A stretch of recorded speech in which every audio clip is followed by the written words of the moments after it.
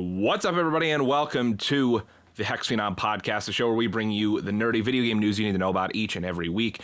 It normally goes live every Saturday at youtube.com/HexxedPhenom or on podcast services around the globe. But because of our busy schedules with the holidays and everything, we didn't really have a chance to record this weekend. So it's going to go up as soon as I can. Pretty much as soon as this is over, I'll edit it and upload it late Monday night. But JP, you are my co-host, the Abstract Rocker. How you doing? I'm doing pretty good.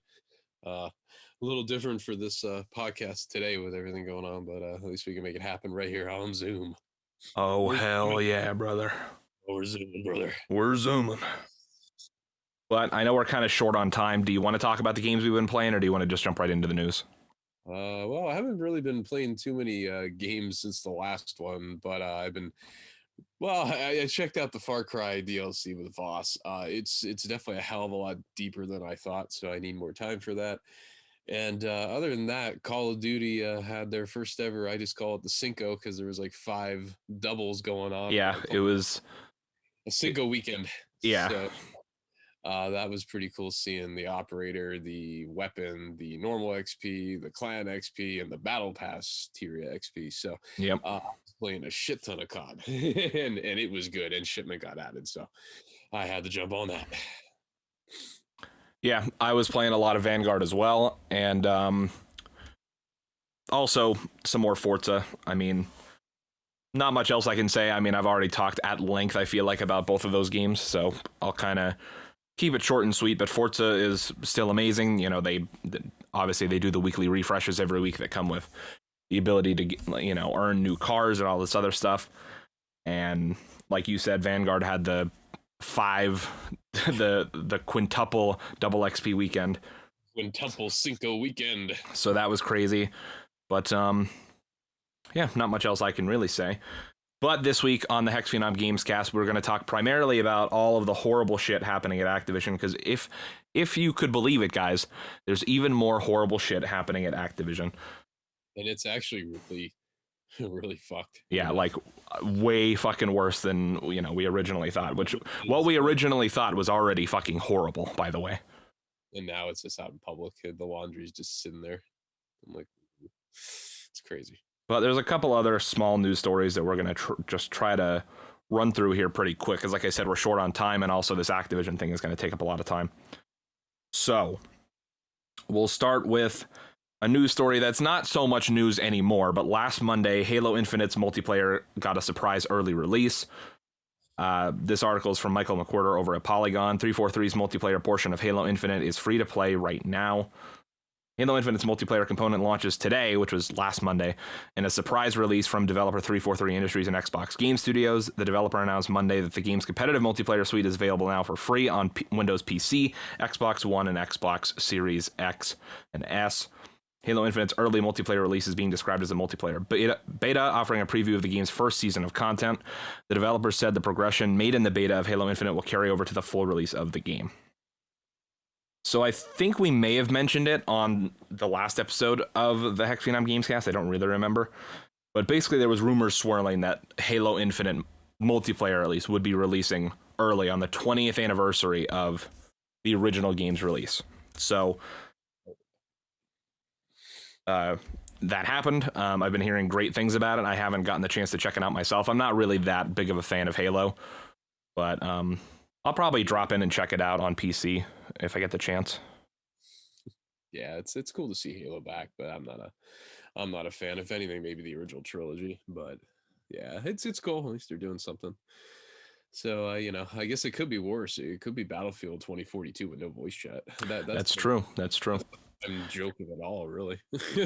Yeah, I mean, there have been, it's not all, you know, sunshine and rainbows. There have been some complaints, namely the battle pass progression people are saying is extremely slow, which, I mean, given the current situation with their first season, the way I understand it, I don't think super slow progression is a horrible thing right now, because apparently season 1 is going to last like 6 months or something crazy like that. I think it goes until like May or something like that. So right now it doesn't seem like that big of a problem, but I know just the method of earning Battle Pass XP was kind of dumb. Like pretty much every game that I've played with a Battle Pass, it lets you progress the Battle Pass just by playing. But for Halo Infinite, you have to complete challenges as the only way to earn XP towards your battle pass. And with Halo being such a team-based game, it doesn't really make sense for you to be giving out challenges like, oh, get 5 kills with the shotgun, or, get 10, 2 backstabber kills. Because then all you're going to do is you're going to have teammates focused on getting these melee kills or whatever. Playing the game and not playing the objective, I should say. And it's just going to mess everything up. So I need to stab this man in the back. But Bobby, you got a Cat B. But I got to stab this man in the back. I got to stab this man. But yeah, 343 already said that they're looking into it and taking fan feedback into consideration. So we will see how all that stuff works out.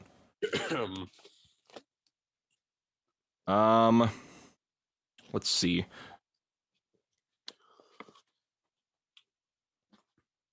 So JP, where do you think we should go next? Do you want to talk about the stuff from 2K22, or do you want to talk about Rockstar apologizing about the GTA trilogy?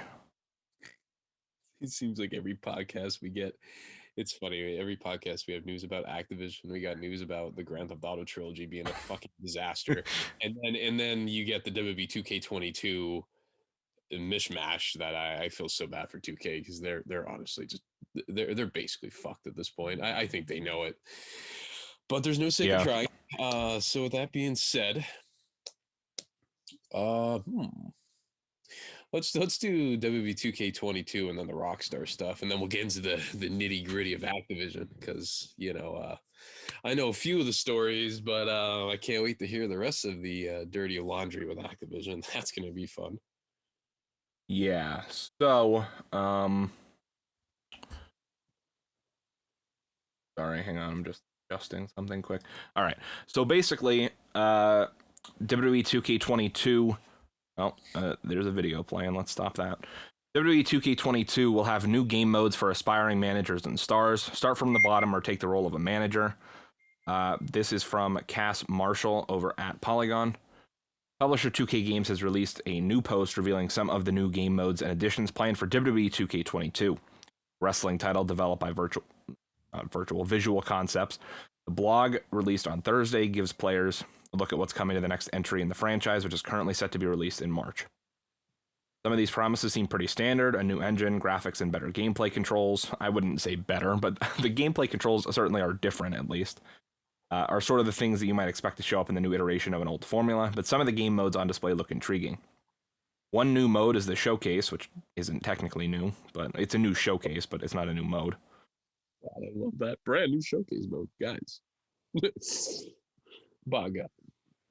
Which allows players to, quote, take a walk down memory lane and relive a legendary WWE superstar's most iconic matches and moments. Another interesting addition is a mode called My GM, which is a management mode. Players will have to draft wrestlers, book their matches, manage their contracts, and keep their roster running well. My Faction is a similar mode, except the player has to create a, quote, legendary faction that rivals the iconic NWO via weekly events and updates. We'll talk about that in a little bit after we finish reading through this article, but that mode concerns the hell out of me. There's also My Rise, which looks more familiar. It's a campaign where a player creates their own wrestler and goes through their career, starting as a rookie and ending up as a champion. The king of the world, the Ayatollah of rock and roller. The last mainline entry in the 2K franchise was WWE 2K20, which launched in 2019 and was panned by fans for being buggy and barely functional. After taking a break, the developer is starting fresh with 2K22. While these modes look intriguing, it remains to be seen whether the game can pull it off. So, GP, overall, what do you think about the stuff that they showed in this trailer? Well, I will admit, the game looks and seems like it plays very well. I would like to say that I formally will not be getting this game because the controls are absolutely trash. 2K20 was a disaster. We all knew that. It's just the thing that really pissed me off with the controls was a face button, was the reversal, and the main triggers were a bunch of different things that really have no business being on those triggers. And seeing the control scheme for this, I was like, well, definitely not getting it because I am sure as hell not hitting the counter button with triangle. That's ludicrous. But if I had to take a bet on my career, it's going to be The Undertaker. And other than that, the fact that I just love what showcase mode. It's like it's not new, guys. You're just what the hell. So the interesting part, and I think the main offense for this game as to why I'm not gonna care or even bother getting it is because the roster. So Yeah. the funny part is, you could tell 2K's been trying to make this game the best it could be, but the fact is, the game that they brought everything that people want besides the controls, they bring back GM mode, and who the hell are you going to manage? What, you going to split 60 superstars across 3 or 4 shows? Oh, that sounds amazing. I just I really feel for them because you can tell they definitely tried. They redid the engine, like everything looks like it very well. It plays well from looks. The controls. It's just you can tell people are gonna be really pissed about that. that did not go over well, and they had all this time to do it. So I would like to see a remapping feature, but something tells me that's not going to happen. But they had all this time, and they still settled on the face button being the counter button. It's just talk about breaking your controller. Yeah. Because like playing WWE games, it gets pretty intense when you're trying to like constantly hit the counter buttons and all. That's why the triggers like were so good for that. And even then, they would still fucking break. But they definitely tried. It's just I feel like the main reason that this game will more than likely fail is because the WWE brand themselves seems to just be imploding from the inside. Yeah. So I don't know. It should be quite interesting, but I think I'm gonna pass. Not that I'm not gonna play the game. It's just, is it really worth that amount of money, knowing that it's been delayed into oblivion and it's gonna be outdated? I just, what are you gonna do? You gonna get a GM mode and get a bunch of cause and be like, all right, cool. There's Adam Cole. Hey, cool. There's Grand Manalik. Oh, Yeah. cool. There's Johnny Drip Drip. But yeah, the WWE releases are starting to get really concerning. So I guess we'll see what they do. I mean, what's your thoughts on the game? Um, I mean, I think my thoughts are pretty similar to yours. I mean, I'm still planning to get the game mostly just because of my YouTube channel basically being run on WWE content, whether I like it or not. Um, I'm gonna get it. I think the game itself looks great, and I agree that the roster is definitely a big issue for me. Um, and then I mean, from two sides of it for me, because it's one, obviously less playable characters, but also two, it's with the more people that get released, it's the more work that 2K has to complete in a shorter amount of time. And that's, potentially taking away dev time from bug fixing or adding new features or what have you. And so that's my big concern. I do agree that the control scheme looks, I don't even know if I could honestly say better than 2K20. It just looks different. Yeah, I was actually looking at the control schemes, and I think there's only a few slight differences, but the main It core looks a little bit better in terms of the whole button combo thing. Like, yeah, well, actually, I don't know. Maybe it's it's not even that much better because like a in, half dash yeah, kind of. because if I remember correctly, in 2K20, they changed it so that finishers were now 2 buttons. It was like triangle and circle or something like that. And they Yeah, technically changed that, but now it's R2 and I it's don't know, something. R2 and triangle or R2 and square. R in or no, R1 in triangle, I Something think. like that, yeah. I don't know. But it's just like stuff like that I think needs to be a single button press. Especially because now if somebody has like a running finisher, now you have to hold L2, R2, and then press the square button or whatever the fuck it is. But it's just like like you said, I really hope for a remapping feature. Not even necessarily, I mean, obviously because I want to change the controls, but also because more and more games need to start having accessibility features for people with disabilities.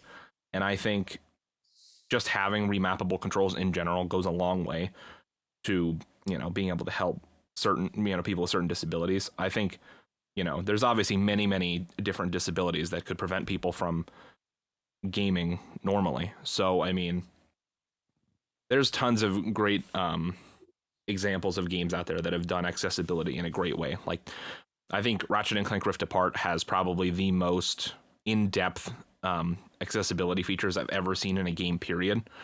I know The Last of Us 2 had a lot of them.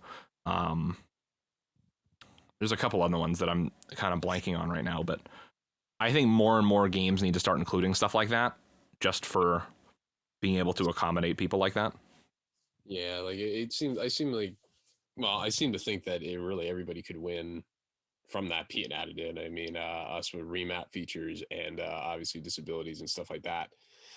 So it's really something that a lot of developers should consider, because that for them could be the difference between, in this case for me, selling the game or panning it. Because like I've been playing the WWE WWF games for ever, and I have never seen a worse control scheme in my life than 2K20 and now 2K22. Like you said, what are you going to do if you have a running finisher? What are you going to do if you have a rebound finisher? What? Oh, I guess I got to run, slap them real quick before they bounce off the ropes too far.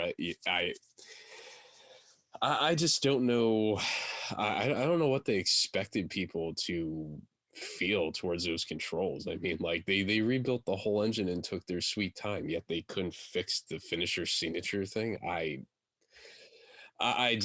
don't know. Um, the other thing I guess that I'm waiting for is, I wonder if next gen's gonna have exclusive features.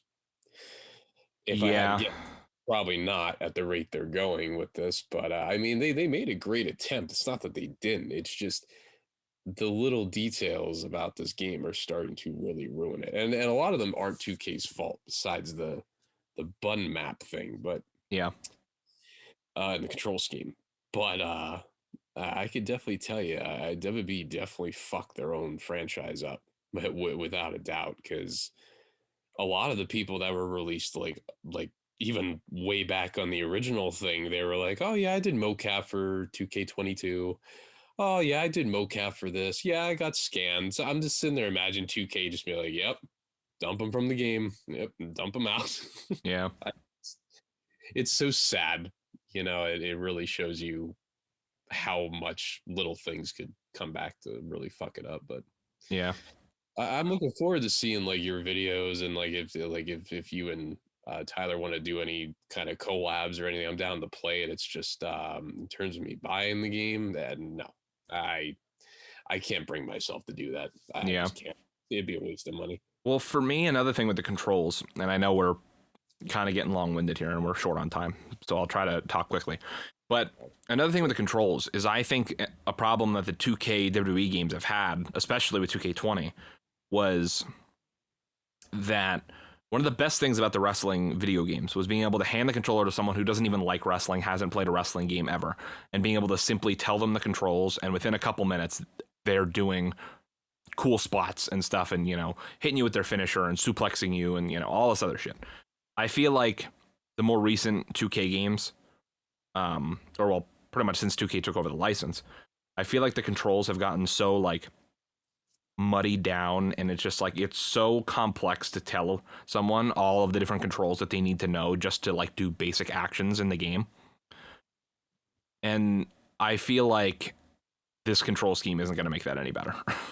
Because now, not only is it basically not necessarily the exact same, like they switched some buttons around, but now there's like a dodge and block mechanic, and now there's a light and heavy strike, and I'm just like, I think you're making it more complicated than it needs to be. Exactly. Like THQ had a really good handle on it with hit and hold and everything, and they kind of made it more realistic. But and arcadey now. I think 2K's trying to go back to that, but I don't know how they're going to get there, especially with where they're going now. But it should be interesting to see.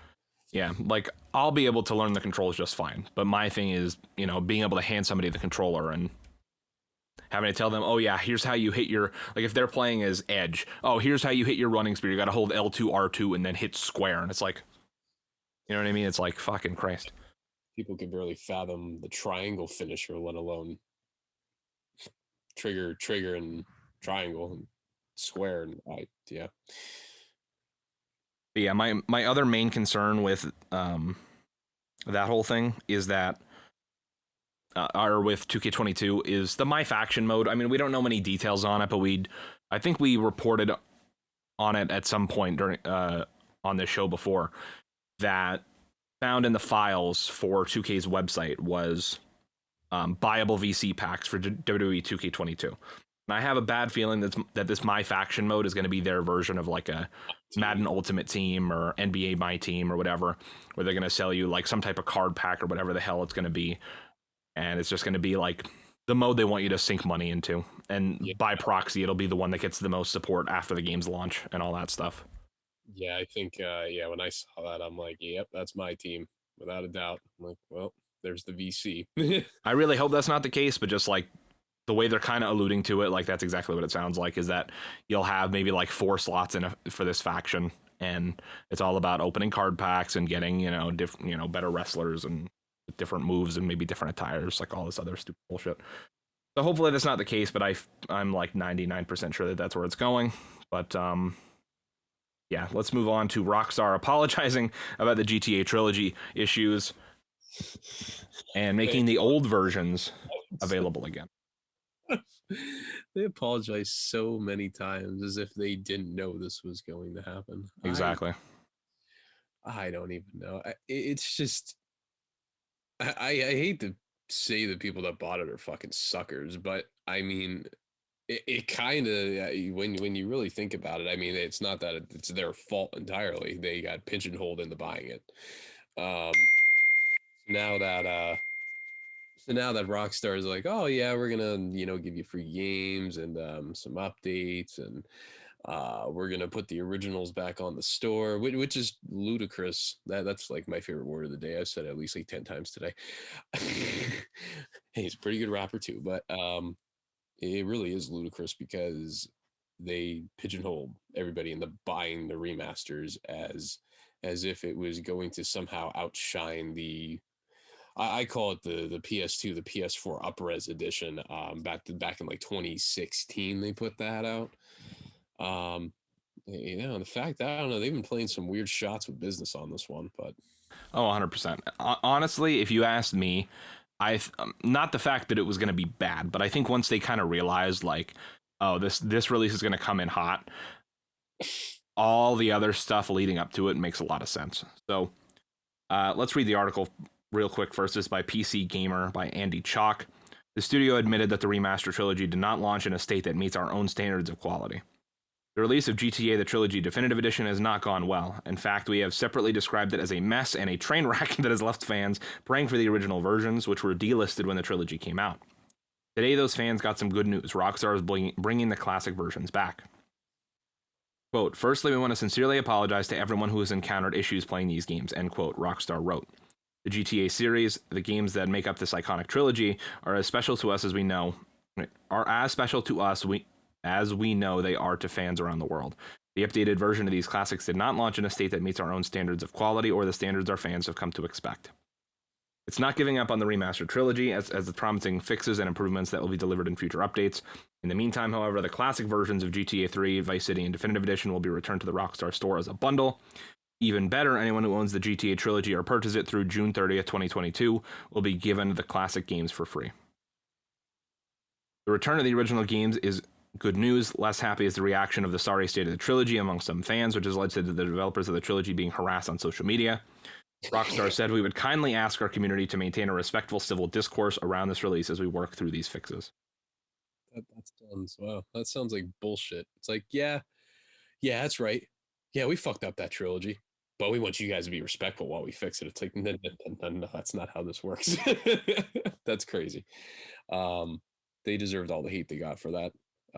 I don't think they're talking about hate towards Rockstar in general. I think people were probably found like actual single developers from these games and were harassing single developers, because that's what people love to do on social media nowadays, is they'll find like the most forward-facing developer from a particular studio and they'll just fucking send them death threats and all this other stupid shit when a game comes out that they don't like. I was sitting there thinking, well, I've seen them grilling Rockstar left and right and everything, taking shots. I didn't think it was for single developers because I mean, I don't know for sure, but I just assume that's the case because this always happens when a game releases and people aren't happy about it. They'll attack singular developers instead of the entity of the studio. I mean, yeah, the thing is too. I mean, attacking Rockstar though, that's definitely justified. Oh, 100%. It's absolutely justified. Honestly, like if someone went to their headquarters and smashed windows, people are pissed about this remaster because they shelled out 60, $70, whatever the hell it is. And they honestly got duped. Like it was honestly at least unlike WWE 2K22, the remasters are still technically playable. 2K20 didn't even have that, I should say. But yeah, in terms of single developers, yeah, that's pretty fucked. But yeah, as a company as a whole, they should be ashamed of themselves for what they did, especially knowing how long people asked for this, and the mods are way better. So you could tell they knew it was coming. Had to have. Well, the thing is, and I don't think they've actually given clarification on this, the way this tweet made it sound is that this whole thing of putting the trilogy back, or the original trilogy back on the store, and giving anyone who bought the remaster the original ones for free. In their wording, this seems to only apply to PC, which doesn't make sense to me. Yeah, I think they're going to eventually bring it to consoles because they have to technically put all the crap back on the store. I think they will. I think they're just waiting for Sony and Microsoft to recertify it or something, and so they can't announce it at this time. But yeah, as of right now, it seems like it's only on PC. But the weird thing is that even if you originally owned as far as I can tell, even if you originally owned the games on Steam, they're now being transitioned to the Rockstar launcher.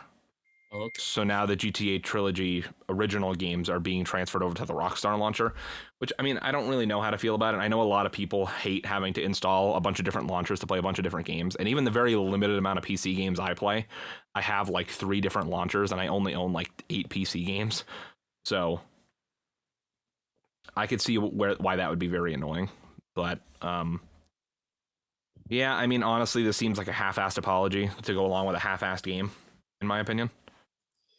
I think they could have.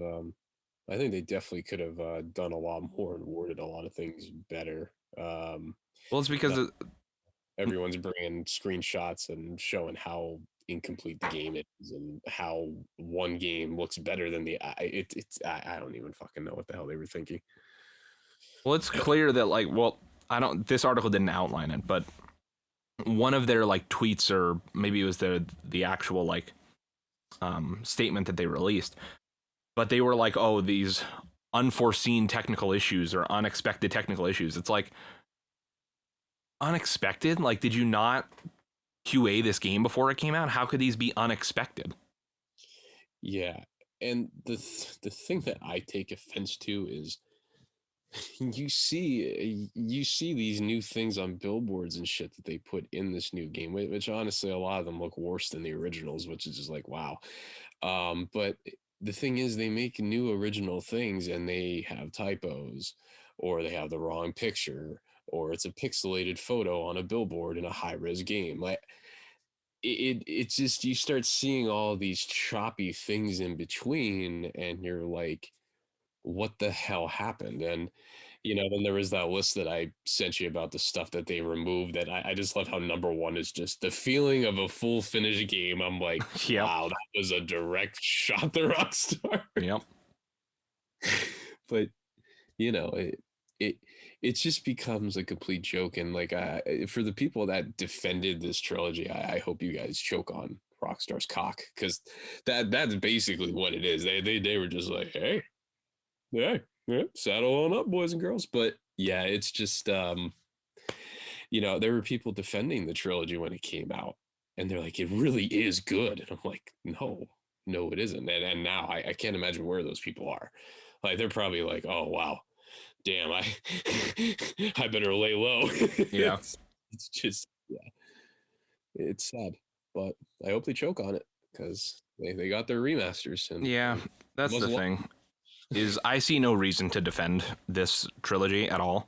And it's just like, the fact that they're trying to like be like, oh, we're giving We're giving back. We're giving the original versions of the game, and we're putting them back on the store, and they're trying to make it like this positive like hero moment. It's like you created your own problem and then sold the solution. Mm-hmm. They became vigilantes, which is funny because you have vigilante missions in Grand Theft Auto. I don't know, but I heard that there was a big update that went out to all 3 games. I don't know, a couple days after. I don't think it really fixed much. I mean, I saw the patch notes. It definitely fixed quite a few problems, but like, I don't think they'll ever fix the actual problems with the remaster. Like the fact that all of it was made in an AI upscaler, like a lot of the character models look like shit. Like, I mean, it's possible they could go back and fix those, and I think they should, but I don't really know if they will. Just, I don't think I will ever get over seeing what they did to the legendary Grove Street Barber. I don't know. Just seeing him as a fucking Muppet, just there's a lot of other things I took offense to in the remastered trilogy, but it was always cool to see that Barber since he's like so associated with CJ, the family, Grove Street, and to see them turn a legendary old man into a youthful looking Muppet. I don't know what they were thinking, but hey, pick shitty studios to make shitty games, like a mobile port studio. I don't know what the hell they were expecting, like for them to do on a full console engine. They could barely make mobile games of Grand Theft Auto, let alone a full console trilogy. I don't know, but the only thing I can say is I hope the RDR and Grand Theft Auto 4 remasters are treated better and are actually handled by direct Rockstar Studios. I know what they're doing because if 100%. If they mess those up, there's going to be serious repercussions. Like for Grand Theft Auto 6, RDR 3, like people will flat out just not buy it because of that. I know for me with RDR 3, if they screw up that remaster of RDR, I'm done with the series. I'm not playing more of that crap. Yeah. So we'll see. They have time to fix it, but there really is no ultimate solution to what they caused at all. But JP, I think it's time we get into the very, very, very, very large and alarming news stories coming out of Activision. Damn it. JP's getting a phone call. Oh my god, wow. All right. I think we're good. Although Zoom totally just oh, there we go. All right, cool. All right, we good? All right. Yep, we're good. All right. So I have like 8 or 9 different news articles about stuff about this, so we're just gonna take them one at a time for now. I think we'll start with retreading some familiar ground, JP. A few weeks ago, we talked about the newly appointed Blizzard co-head, Jen O'Neill. And she was appointed in June when all of this sexual harassment allegations started going down. And it was either September or August, I don't remember. She said she was leaving the company. And we were like, why? What was happening that she was co-head for 4 months or whatever it was and left? Well, now we know. So, this is by Maddie Myers over at Polygon. Blizzard's first female co-leader only got equal pay after tendering her resignation. Facing a lawsuit for gender discrimination brought by the California Department of Fair Employment and Housing, Activision Blizzard replaced its president, J. Allen Brack, with 2 co-leaders, Jen O'Neill and Mike Ibarra. Blizzard announcement of O'Neill and Ibarra's new roles presented them as equals, but that apparently did not extend to their paychecks. A mere 3 months after accepting her new position, Jen O'Neill departed Blizzard, and this past week, further reporting has painted a picture as to why. According to a Wall Street Journal report published on Tuesday, O'Neill sent an email to the company's legal team a month after accepting her new role as co-leader. In that message, she expressed a lack of faith in leadership, saying, quote, "It was clear that the company would not prioritize our people the right way," end quote. The Wall Street Journal's report also noted that Ibarra was paid more than O'Neill despite both serving as co-leads. Further reporting from IGN on Wednesday sheds more light on the pay disparity between the 2 leaders. The article quotes the Activision Blizzard Slack channel for employees, where Ibarra apparently described the situation to his colleagues as follows. Jen and I shared with management that we wanted to be paid the same to co-lead Activision or Blizzard together. Jen and I were both on existing contracts. I ran Battle.net and online products, and she ran Vicarious Visions. so our pay was different. The first time both Jen and I were offered a new contract, it was the same across both of us for the new co-leader of Blizzard roles, so our compensation was going to be the same. In other words, when Ibarra and O'Neill got promoted to their co-lead positions, they did not receive a raise right away. Their pay remained the same at first. Since Ibarra was already paid more than O'Neill, he continued to receive more money after accepting the promotion. Jeez. IGN's report also quotes Slack logs in which O'Neill apparently asserted that she did not want to engage, quote, in a debate with her colleagues about the situation. She further clarified that she was eventually offered pay equity with Ibarra, but this payment contract was only extended to her after she had informed the company that she was leaving. In her words, quote, while the company informed me before I tendered my resignation that they were working on a new proposal, we were made equivalent offers only after I tendered that resignation. So, JP, now we know why Jen O'Neill left after 3 months. It's because she was not being paid equally as co-head of Blizzard. That's immediately a red flag in today's world. Yep. I mean, back in the 80s and 90s, they would just be life, because that's how it was. But yeah, nowadays that's a huge fucking red flag. Can't wait to hear more of these stories. I already know about the 1-800-ALL-COCK. That's not in any of these articles, I don't think, but yeah. Oh yeah. Well, what branch was that from? Did it say? Or basically there was something that it was an Activision employee that would he would, and they knew exactly who he was, and they took years to fire him, even though he signed all of his emails 1-800-ALL-COCK. Now, if that doesn't show how much they don't fucking give a shit about language, harassment, assault at times, is to say 1-800-ALL-COCK. I mean, it's not even professional. No, to be fair, nothing about any of the stuff I'm going to read is professional.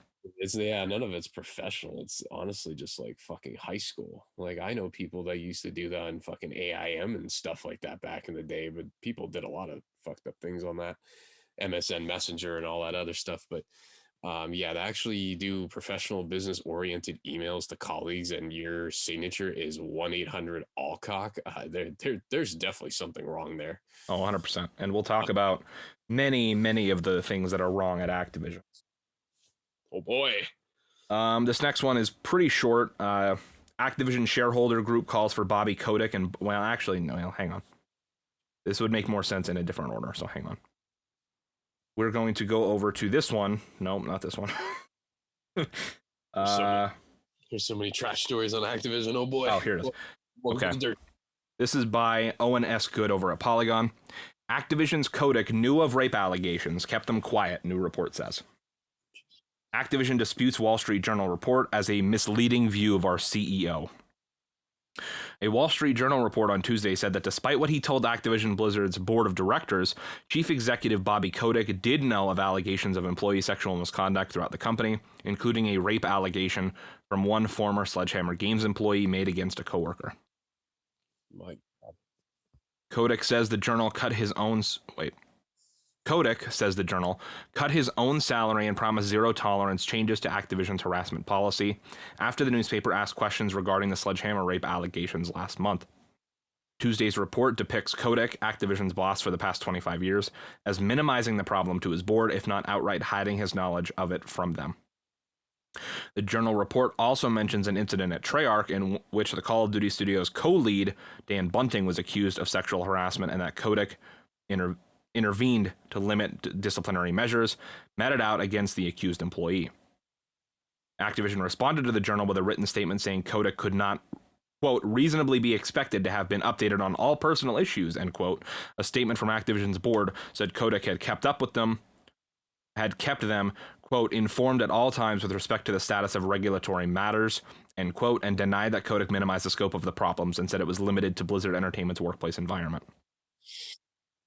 But the Journal's lengthy report, documented with internal memos and emails, at least cast Kotick's response since Activision was sued by California regulators in July as negligent and focused on damage control rather than acknowledging or cleaning up a toxic workplace culture. After news of the allegation broke, Activision was hit with a shareholder lawsuit alleging that Kotick's negligible management, as well as several allegedly false statements to investors that had admitted or omitted mention of the sexual harassment charges, tanked the company's share price. The allegation regarding Sledgehammer Games also extends the scope of the problem at Activision, which publicly had been thought to be contained to Blizzard, the maker of Warcraft, Diablo, and Overwatch franchises. Sledgehammer Games is a Call of Duty studio and developed Call of Duty Vanguard, which launched just 2 weeks ago. The Journal says that a lawyer for a former Sledgehammer employee sent an email to Kotick himself alleging her client had been raped in 2016 and 2017 by her supervisor at the studio. After taking the accusations to Sledgehammer's Human Resources office, nothing happened, leading to the email to Kotick and the threat of a lawsuit. Activision, the Journal reported, quickly settled the matter out of court, and Kotick did not tell the board of directors about the alleged rapes or the settlement. Kotick also drafted a notorious email sent out to Fran Townsend, the company's chief compliance officer, which resulted in an employee walkout at Blizzard. Activision employees singled out Townsend for an abhorrent and insulting response in the crisis' earliest days, and Kotick later apologized for the company's tone. Townsend should not be blamed for this mistake, an Activision spokeswoman told the Journal. Nonetheless, she was excoriated in news reports about the memo, deleted her Twitter presence in the social media aftermath, and left her position as executive sponsor of the company's internal women's division. She is still with Activision and is one of the very few women among its senior executive ranks. Jeez. Let's see. Update: Activision Blizzard's board of directors likewise released a statement in response to the Wall Street Journal report on Tuesday, saying that they remain confident in Kotick, appropriately addressed workplace issues brought to his attention, and confident in his leadership. Interesting. And then they have the full statement here. The Activision Blizzard board remains committed to the goal of making Activision Blizzard the most welcoming and inclusive company in the industry. Under Bobby Kotick's leadership, the company is already implementing industry-leading changes, including a zero-tolerance harassment policy, a dedication to achieving significant increases to the percentage of women and non-binary people in our workforce, and significant internal and external investments to accelerate opportunities for diverse talent. The board remains confident that Bobby Kotick appropriately addressed workplace issues brought to his attention. The goals we have set for ourselves are both critical and ambitious. The board remains confident in Bobby Kotick's leadership, commitment, and ability to achieve these goals. What a bunch of fucking bullshit. Yeah, we were talking about this the other night, but while we were playing zombies, but I don't. I mean, okay, if they keep him and he can actually turn it the fuck around, okay. And I know he came on the record saying if he can't quickly fix it, he'll consider resigning. Yeah, we'll talk about that. The only thing is, what I don't understand is how can you enforce a no tolerance policy when the head of your company is literally covering up and actually rewarding these people that are fucking up royally and things that are questionable, like Dan and he was intervening to give him his job back, so unless he changes his tone real quick, I don't think he's going to be in that position anymore, because like I said, you can't have a no tolerance policy when the person that is introducing this no tolerance policy is clearly a part of the problem. Yeah. You can't have a no tolerance policy when the person at the top is being tolerated. Yep. And he's breaking all the fucking rules that he's setting. Yeah. He's breaking the no tolerance policy and being tolerated.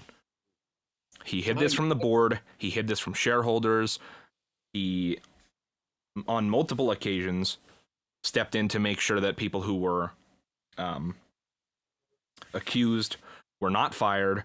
They had minimal disciplinary actions. He settled things out of court without telling the board or the rest of the company again. I think the rape thing at Sledgehammer, that's a really big that's just wow. That alone shouldn't have been tolerated, and it was tolerated. And the sad thing is that I don't know if this article mentioned it or not, but basically, I'm not sure about the person from Sledgehammer, but I know for a fact that with Dan Bunting, he left the company on his own after the Wall Street Journal asked these questions to Activision. Yep. He left. So he essentially never even got fired for it. He only left because he knew that that this article was about to come out and he was about to get blown off the face of the earth. So he left on his own accord after multiple allegations in, I don't remember what year it was, but multiple allegations years ago, and no disciplinary action was had. And I just think that statement is hilarious about how they're confident that Bobby Kotick acted, you know, I don't remember exactly what they said, but that he acted and he, you know, took the correct action. And it's like, you think he took the correct action by allowing these people to stay at the company in top head positions? Like Dan Bunting was co-studio head. These are big people, supervisors, co-studio heads. So yeah, this really goes to show that logistically, when you look at it from a moral standpoint and values, I don't think they are being as serious as they're making it out to be. The thing is, I mean, no, this is all PR talk, essentially. It's definitely all PR talk, and their reasoning with defending him is all about sales statistics and numbers. So this is all a complete. This is all essentially like a complete PR stunt, so they can keep all the money, but still. 100%. It's not going to work out in the end. I mean, I think if he could if he could rehab himself into like modern reality, all right, yeah, Bobby Kotick might be able to still be at the top of the company, but I don't know though. We'll have to see what happens. I have a feeling we'll answer by January or mid-January, because it seems like it's only getting worse with all the shit that's coming out. So see, honestly, I think the statement of him saying that he would consider leaving is too good to be true. I think he is just saying that to try to calm the flames. And it's like, I read somewhere that I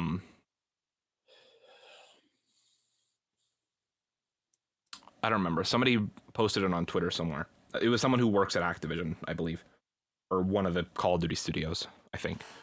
But they posted something along the lines of like, this wait and see approach from Activision is very much a union busting tactic, because right now, while everybody is pissed off about this would be the greatest time for everybody to get on board at trying to start a union and having, you know, outside resources for investigating things like sexual harassment and having a union to protect people from things like that. Yeah, but this whole wait and see approach of like, oh, we're committed to this, like, you know, Bobby Kotick will leave if he can't fix this soon. It's like, what they're trying to do is let these people that want to unionize lose steam, so that in a couple of months when he's not gone and things aren't any better, they want, you know, the fervor to not be as strong in some of these people and to, you know, to try to union bust, as they call it. Yeah, that does. That makes sense when you put it that way. I don't know if he's actually going to leave in the end. Something tells me he's not going to, but if everything keeps getting worse, I can't see why there wouldn't be like a mass exodus to get him out. But I don't know, though. You see, between that movement is a lot of money. Yeah, he would have to be forced out. And that's the thing, is I don't think he'll leave on his own accord. I think he will have to be forced out at some point. Have to be forced out of the company. I think if the stocks keep dropping enough, I think the shareholders and the board will try to force him out. Yeah. Speaking of shareholders, though, JP, this next article talks about an Activision shareholder group calling for Bobby Kotick and board member resignation. This is by Michael McWhirter at Polygon. A group of Activision Blizzard shareholders are calling for the resignation of the company's CEO, Bobby Kotick, and two long-serving members of its board of directors a day after the Wall Street Journal reported that Kotick was aware of sexual assault and misconduct allegations that he did not disclose to the board. The Washington Post reported Wednesday that shareholders led by the Strategic Organizing Center Investment Group requested in a letter to the board that Kotick and board members of Brian Kelly and Robert Morgado retire by December 31st. According to WAPO's report, the investment group letter says that Kotick was aware of many incidents of sexual harassment, sexual assault, and gender discrimination at Activision Blizzard, but failed either to ensure that the executives and managers responsible were terminated or to recognize and address the systematic nature of the company's hostile workplace culture. The shareholder group, which includes SOC Investment Group and other investors, represents about 4.8 million owned shares in Activision Blizzard, just a small fraction of the video game publisher's total outstanding 778.89 million shares. So they are just a very, very tiny, not even a full percent of Activision's total shareholders. So crazy. Holy fuck. As cool as the headline is, seeing that the shareholders are turning against Bobby Kotick, the fact that it's less than 1% of the total shareholders right now means that it probably won't mean much, unfortunately, right now. But what do you think about that, GP? Honestly, yeah, I think the only way they get him out is probably for the shareholders and everything to go against it. But the thing is, Activision's such a big company, which is funny to me because people go, "Oh, COD's dead." It's like, not clearly they can pump whatever they want in the COD. It's never gonna die. That'd probably be like EA with Battlefield at the rate it's going. But the thing with this situation, yeah, that's probably the only way to get Bobby Kotick out. But they're sitting on a lot of fucking money, so it's crazy. But money talks and always will talk louder than anybody can ever talk. Just because just like Mr. Krabs, it's kind of hard to deny all the money when you're looking right at it in front of you. But another thing that I don't think this article pointed out was that I heard somewhere, and I don't know if this has been confirmed or not, but I think part of that shareholders letter basically said that at the next annual investor meeting, they would basically try to drum up support from other shareholders to ask for the resignation of Bobby Kotick. I don't know how much the other shareholders care. I'm kind of surprised that it's only this group that we're hearing from. Yeah, that's interesting. But I mean, well, I also wonder how much of their percentage of shares are owned by other big companies. You know what I mean? Because you'd be surprised how many companies will do stuff like that. Because I know I don't know the percentage exactly, but I know a whole decent chunk of their shares is owned by some Chinese company called Tencent. Oh, okay. So they probably either don't know that it's happening or don't care. So things like that, I feel like it's going to be hard to drum up support for. But I mean, just having the news cycle around it, I think, is going to help spread the word, I guess. Yeah, I can definitely see it at least spreading the word with what they're exactly doing. But yeah, it's a complete fucked up situation. But yeah, you can tell. I think money's standing in the way of how this normally should go. But I mean, at the end of the day, I guess Activision's whoever they want to be. I hope they're at least remotely serious with their new policies and stuff, because I'm sure you'll know in time if that's bullshit or not, because I think that's going to open up a whole nother problem for Activision. So I hope they're serious with the new policies. Now Bobby Kotick, I don't think he's going anywhere at this point, or else he probably would have been gone, honestly.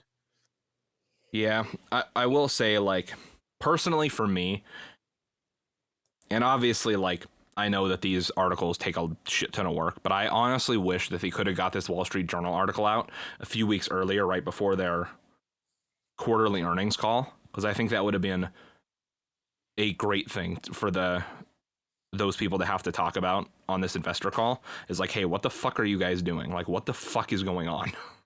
I'm surprised, even just with all the shit we talked about before, I'm surprised nobody brought it up. Something tells me they're probably not bringing it up because they already know it's going to stir trouble for. Yeah, maybe they'll end up playing ball. I honestly think the questions for things like that are probably vetted too, so that's probably why. Yeah, and they're vetted. I don't think it's a free floor of questions, or else it just like any event, you would definitely get a controversial question. In this case, it would be all reality. But oh yeah, all right, a lot of shit to figure out. Oh, definitely. So this next one from Polygon. This is from Nicole Clark and Nicole Carpenter. Activision Blizzard workers walk out, call for CEO Bobby Kotick's resignation. Bye-bye. Activision Blizzard workers are walking out of work both virtually and from home and in person at Blizzard Entertainment offices following a new report from the Wall Street Journal. Workers are calling for CEO Bobby Kotick's resignation after the Journal reported that Kotick not only knew about employee misconduct, including an alleged rape, but minimized its severity to Activision Blizzard employees and its board of directors. The report also detailed former Blizzard co-leader Jen O'Neill's departure from the company after she reportedly lost faith in the company to turn around its toxic culture. We have instituted our own zero-tolerance policy, Activision Blizzard workers tweeted from the ABK Workers Alliance Twitter account on Tuesday. We will not be silenced until Bobby Kotick has been replaced as CEO and continue to hold our original demand of third-party review by an employee chosen source. We are staging a walkout today. We welcome you to join us. Company-wide, hundreds of Activision Blizzard employees and contract workers signed out of work at midday Tuesday. More than 150 people showed up to protest at the Blizzard campus in Irvine, California, with dozens more outside Activision Blizzard's quality assurance office in Minnesota. In Irvine, a diverse group of workers and supporters gathered by the office's front gate in Blizzard Way, some congregating in tents and on blankets holding signs. Some wore Blizzard gear like shirts emblazoned with a rainbow Blizzard. Multiple employees told Polygon they're disappointed and frustrated by the company and the board's response to the Journal's report, which the Call of Duty and Overwatch publishers said it was a, quote, misleading view of Activision and our CEO. Workers are also posting on social media in support of the walkout and to demand Kotick's resignation. Wow, man, it's just... This is a very good article, and it's very long. So I would say go over to Polygon and check it out. But basically, and I don't know if this article goes into it, because I haven't had the chance to read it fully. But basically, I think it was like last week or 2 weeks ago, Activision, or the Wall Street Journal article, the people who were writing the Wall Street Journal article, reached out to Activision for clarification and to ask questions about stuff. And so they kind of knew that this whole shit was going on. Like, they knew that this article was going to be coming out soon. So what they did was they gave, they sent out an email that said that their Thanksgiving weekend was actually all week. So as far as I know, they had off work from, I think, Wednesday until next Wednesday or something like that, which I think is why, and I mean, granted, this isn't the news story that we're talking about, but I know Call of Duty's Vanguard Season 1 got delayed by a week, and I think this might have something to do with that, because now they have off for an entire week instead of just Thursday and Friday. That's probably why. Yep. So, and it's just like, I saw, and honestly, like, I'm glad that some people can you know, feel that they can have a sense of humor about it. But I saw somebody, I think it was from someone from Sledgehammer, that tweeted out something about, it was like oh, that's really cool that your job gave you a full week off. Why? Well, like, why'd they do that? And then it was like the gif from The Office of John Krasinski going like, it's just like, I wonder why. It's like, yeah, I wonder why they did that. Why they did that. It's very nice of them at this extreme hour to do that. Didn't she say that there was a whole thing where Bobby Kotick like threatened to have someone killed if they like talked bad about something? It wasn't that was Bobby Kotick, right? Yeah. Let me see if I might have accidentally X'd out that article. Let me see. Okay, it's a fucking crazy story. I'm not surprised, but just so they could hear more details about that, because it's quite a shit show of a story, if I might say so myself.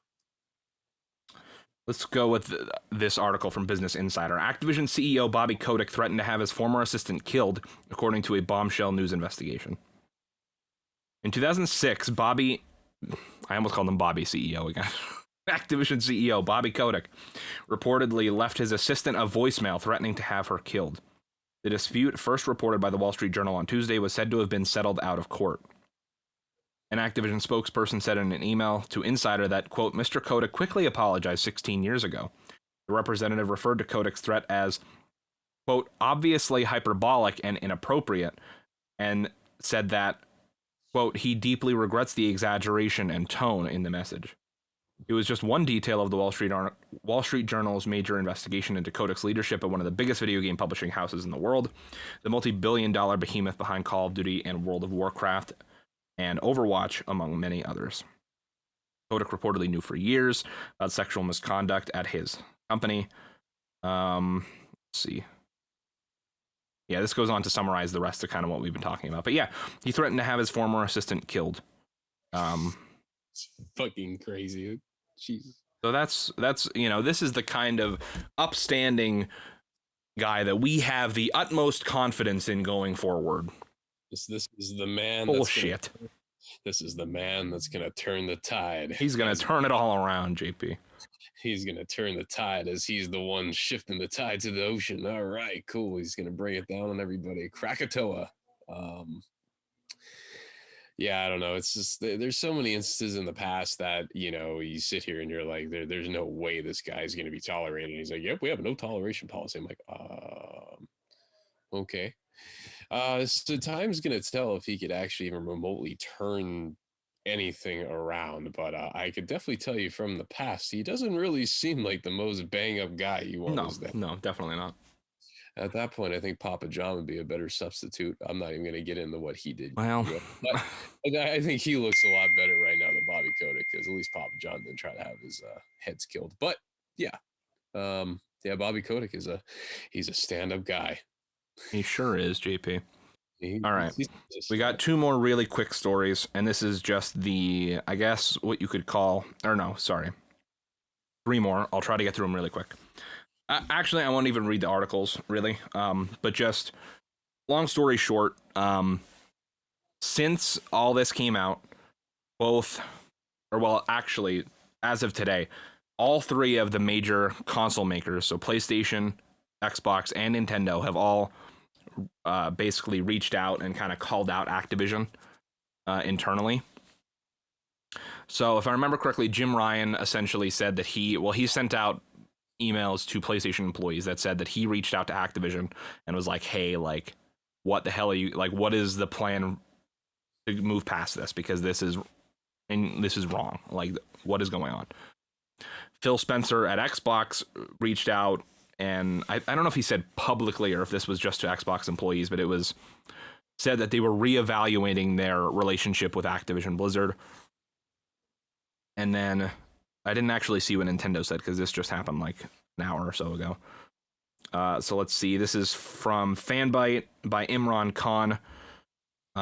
Last week, a bombshell report from Wall Street Journal detailed all the ways in which Activision Blizzard CEO Bobby Kotick both threatened, intervened to protect abusers at the company, and allegedly acted as one himself. It prompted this outlet to demand his resignation. That bell. It also promoted longtime Activision partners, platform holders, PlayStation and Xbox, to send internal missives to employees expressing concern over Kotick's behavior and ongoing harassment lawsuits against Activision. While both of those emails leaked to the public, no response from Nintendo had breached its fortified walls until now, as Fanbyte has received the company's internal response from a verified source. An email sent by Nintendo of America President Doug Bowser, sent on Friday, November 19th, addresses the Activision Blizzard report. The email went out to all levels of Nintendo America, including internal development houses like Retro Studios and the newly acquired Next Level Games. Quote, along with all of you, I've been following the latest developments with Activision Blizzard and the ongoing reports of sexual harassment and toxicity at the company. Bowser begins. Quote, I find these accounts distressing and disturbing. They run counter to my values as well as Nintendo's beliefs, values, and policies. End quote.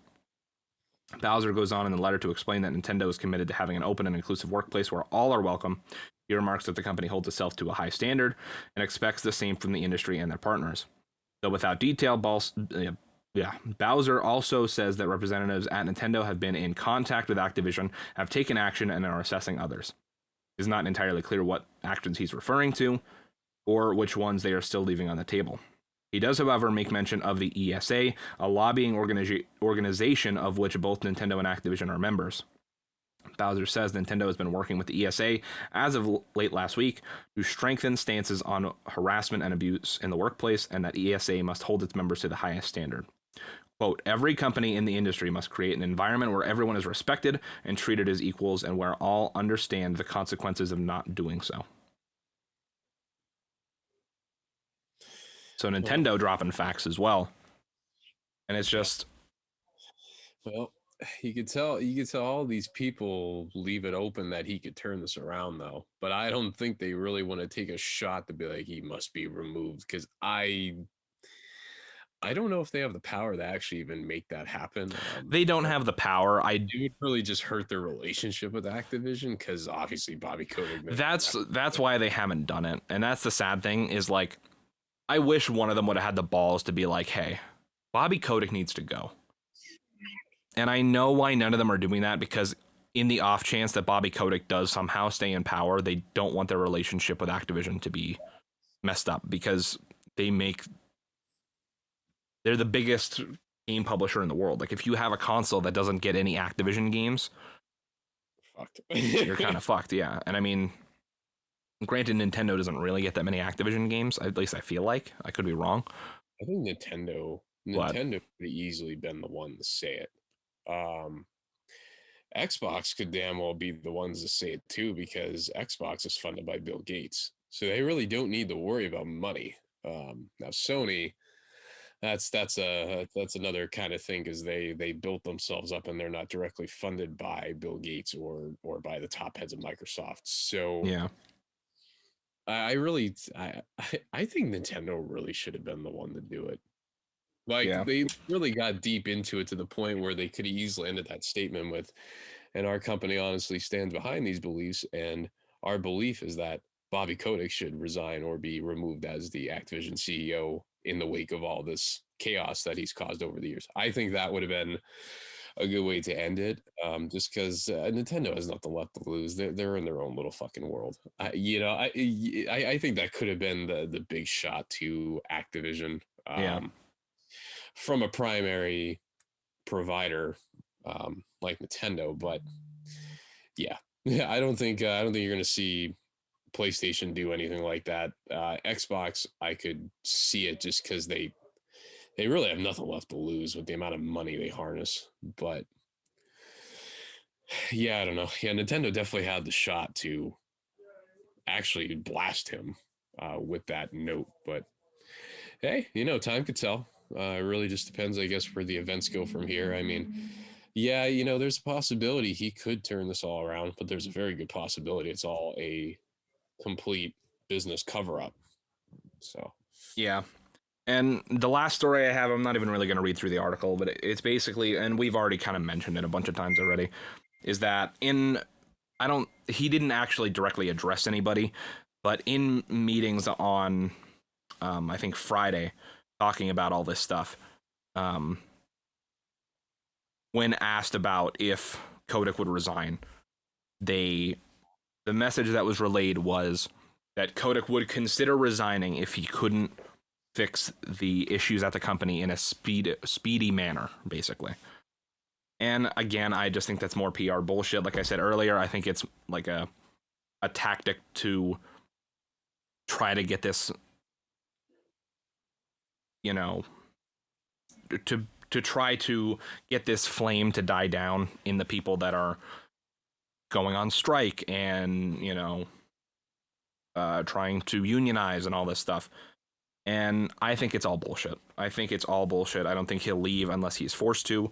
I don't think he's actually going to make any sort of effort to change, because, I mean, clearly he's been operating this way since at least the earliest report we have of him being an asshole is 2006.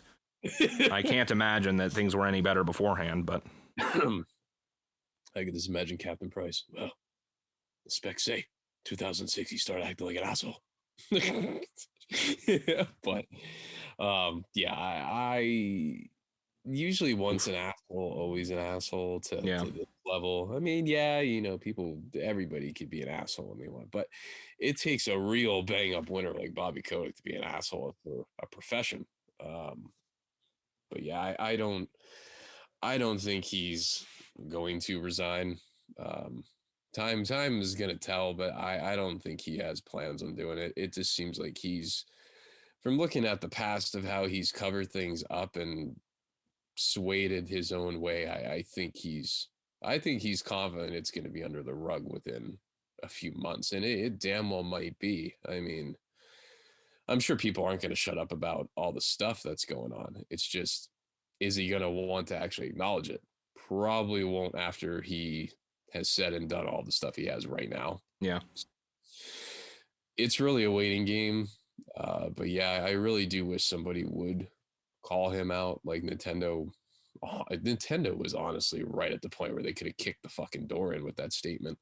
But yeah, because I mean, granted, I'm not super familiar with Blizzard games, so I apologize on that front. But like, the only Activision games they really get is like Crash, Spyro, Tony Hawk. They don't get any Call of Duty games. At least haven't recently. They haven't recently, and I think the last one was Black Ops 2 on the Wii U, and that was a disaster.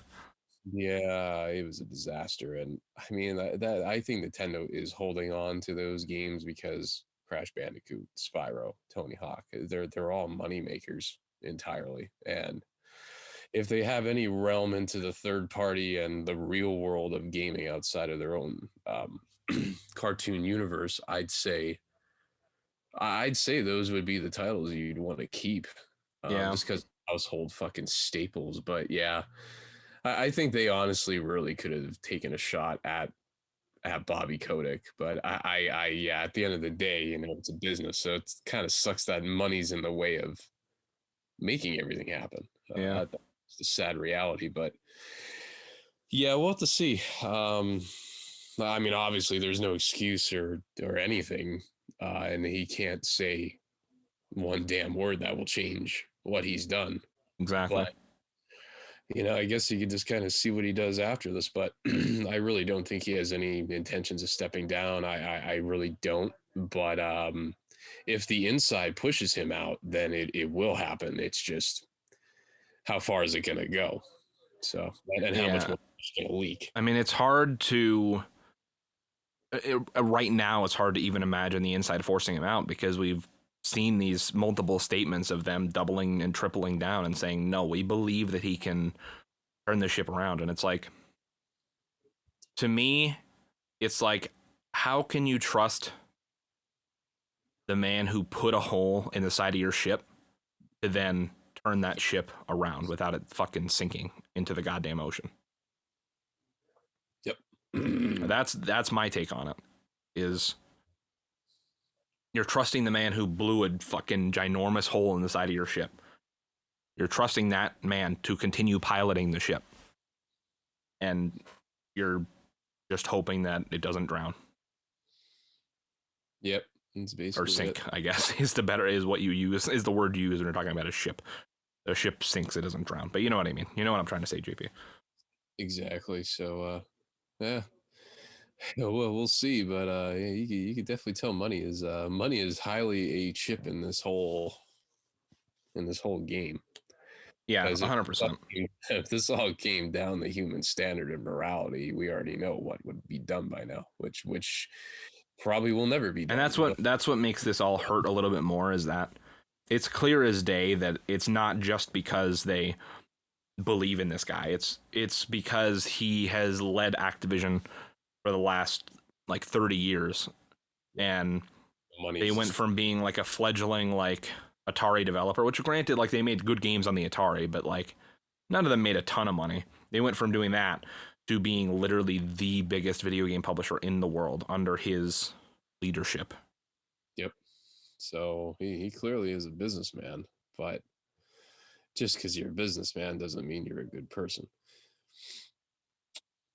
And clearly everybody is seeing it if they didn't believe it before. This is a very, very good example of Mongols in the business world that are literally predators. And even though Bobby Kotick wasn't actually firsthand involved in these acts, he is the mouthpiece. And therefore, if he knew and didn't say anything and pushed under the rug, that he might as well be there when those people got raped and when that person killed themselves, and just all these events that are coming out. He might as well be the guy signing his emails 1-800-ALLCOCK. You know, he just takes on that form of that sexual deviant or whoever, because he's putting it right under the fucking rug, because he just wants the fucking money and he wants people not to talk about it. So it's 100%.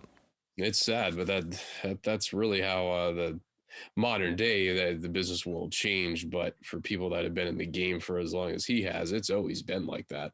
In his mind, that's how his day-to-day operations are done. Yeah.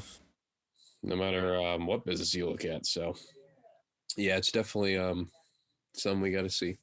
So yeah, and I mean, before we end this show, I'm gonna go on record saying that Bobby Kotick needs to fucking go. I don't care. I love almost all of Activision's games. I love Crash. I love Spyro. I love Tony Hawk. I love Call of Duty. I buy every single Call of Duty just because I'm fucking stupid. And even the years where Call of Duty's been absolute garbage, I still played it mostly throughout the entire year. Like, yeah, Infinite Warfare, Advanced Warfare, those games I definitely played less, but I still played them throughout the year quite a bit. Like, so You definitely it's used one it. of my favorite, portfolios of games. And the guy who led them to that success needs to fucking go, because he is a horrible human being. He has festered this cesspool of Chaos. sexual deviance, basically, and chaos, yeah. And it's just bullshit. Yeah, he definitely needs to go. And honestly, at this point, I honestly don't even know if it would make a difference if he just got replaced, because I'm sure a lot of these studios know how to do their thing. I mean, That's the thing, too, is like, I think they're so used to doing their own groove. I don't think they really need Bobby Kotick at all. At no. this point. He's just a Mongol at the top of the fucking mountain. I mean, they already have an established formula. You can literally boot him out and just keep doing what you're doing for years to come, and it'll still be working for the most part. I don't really understand what big business ventures he could possibly be leading them to, because it seems like they've pretty much been doing the same thing for years. Release a Call of Duty every year. That's all you got to do. You'll make billions. Yeah, that's what's going to be interesting to see where they go from here. But I don't think he needs to really be.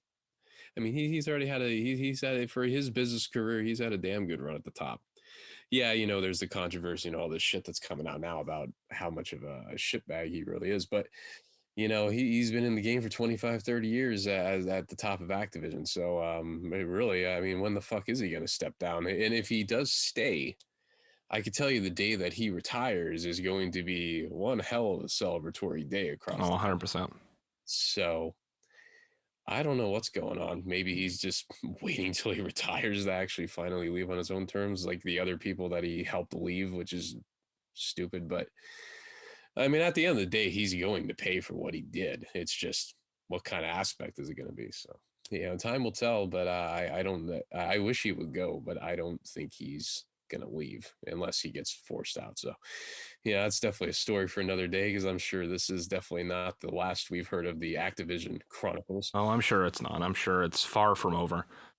But before we sign off here, guys, I just want to say that we here at the HexxedPhenom Gamescast stand with the employees of Activision Blizzard that are looking to get Bobby Kotick to resign, and who are just looking for a half decent place to work. If you guys like, please check out. I believe the Twitter page is called A Better ABK. There they outline the request that they have from Activision going forward. Stuff like I mentioned it in one of the articles. They want a third-party company to come in and review all these cases of sexual harassment. I don't know if they've outlined if they want to unionize. I'm not 100% certain. But it's a great Twitter account to go and follow. They have a petition there that you can sign. So, ton of great resources there. Please look into what the Activision Blizzard employees are asking, because realistically all they're asking for is just equality, and that's something that should be just a basic human right in any and all aspects of life. So if you're interested, go check that out. I'll leave a link to it in the description of the podcast and the video. Well, with that being said, guys, thank you so much for tuning into this episode of the HexxedPhenom Gamescast, and until next time, guys, Phenom